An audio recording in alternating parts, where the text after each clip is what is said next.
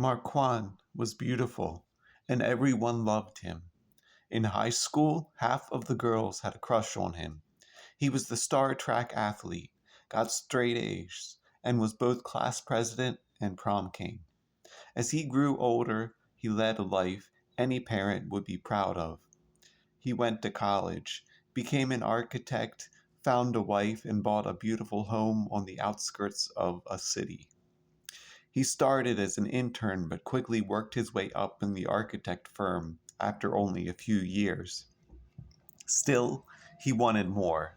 He volunteered weekends at a soup kitchen and decided he would use his skills to help the less fortunate because he felt it was the least he could do.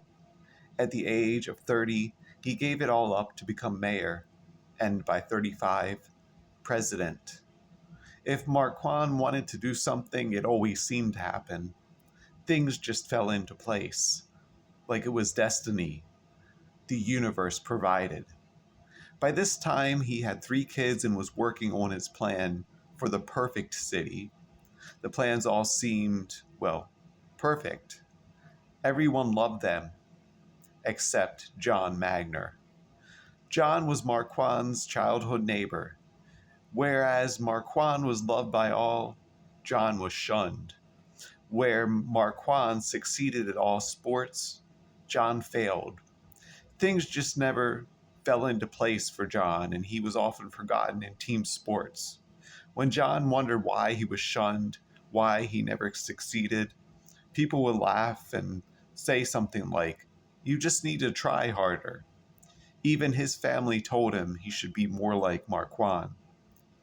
John tried not to let it bother him, but it did. He studied hard every night, but when Marquand became even more successful, he just grew older and had more problems.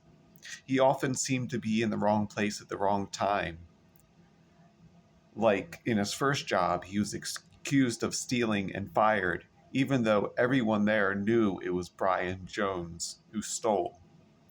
In school, he got straight C's despite studying for 4 hours every night and was ignored by his parents who often forgot to feed him. And when they would talk to him, it was often in comparison to Marquand and others. Eventually, he had enough of it all because he was not wanted where he was and dropped out of school. He went to live in nature, where after many years of being an outcast, he finally found acceptance and peace. John just wanted to live his life quietly. But then one day, Marquand showed up at his cabin with a detailed plan for his perfect city, with places for everyone, parks, food, and jobs, and Marquand was confused when John said, "No, thank you. I just want to live in peace." "But I don't understand," Marquand said. "Everyone else loves the idea of the city. It's bright and vibrant. You can talk to people all day." John smiled and stated emphatically, "No, thank you." Marquand walked away confused and for the first time in his life, deterred. His family told him John was an idiot, that he didn't know what was good for him. A billion others loved his perfect city, so what if one man did not? Marquand felt reassured, but he couldn't shake it. As his utopia became brighter and more refined, someone out there still didn't want it. "I have to show him reason," Marquand said. So Marquand once again traveled through the mountains to find John. John was washing his feet and smelled like a damp sock. Marquand smiled anyway, holding his breath as he explained his degrees, his accomplishments, the city's happiness index, thinking surely John would have to be swayed by the reason and empirical studies. John just smiled. "No, thank you. I'm happy here in my hut." "But your hut is falling down," Marquand said. John shrugged. "So it is." Marquand didn't understand.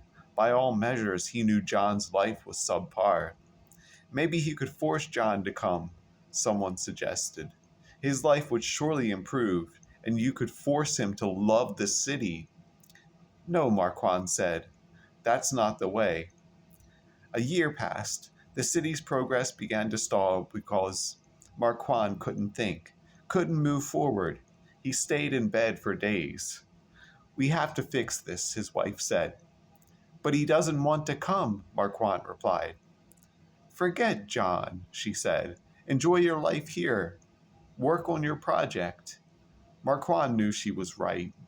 Getting out of bed was hard, but he did it. He put on his shoes, ate breakfast, and stepped outside. And slowly he began to feel better. So what if one person doesn't want to live here? I'm still successful, he said to his wife. That's my husband, she said, beaming. But secretly, something was still bothering Marquand. I've made the perfect city, he said. Sun, parks, places to talk and read, places for work and play. Why doesn't he want it? His wife rolled her eyes. She was so tired of hearing this. Why don't you just ask him? She said. Marquand paused. It hadn't occurred to him. He considered the city perfect. Anyone who didn't surely wasn't in their right mind. So he set off again to find John, ready to hear John's side of the argument, why he didn't want to live in Marquand's perfect city. And when he would get there, expecting a detailed explanation, John would smile and say, the city may be perfect for you, but it's not perfect for me. Then John would turn around to his quiet cabin and close the door, and the two would never talk again.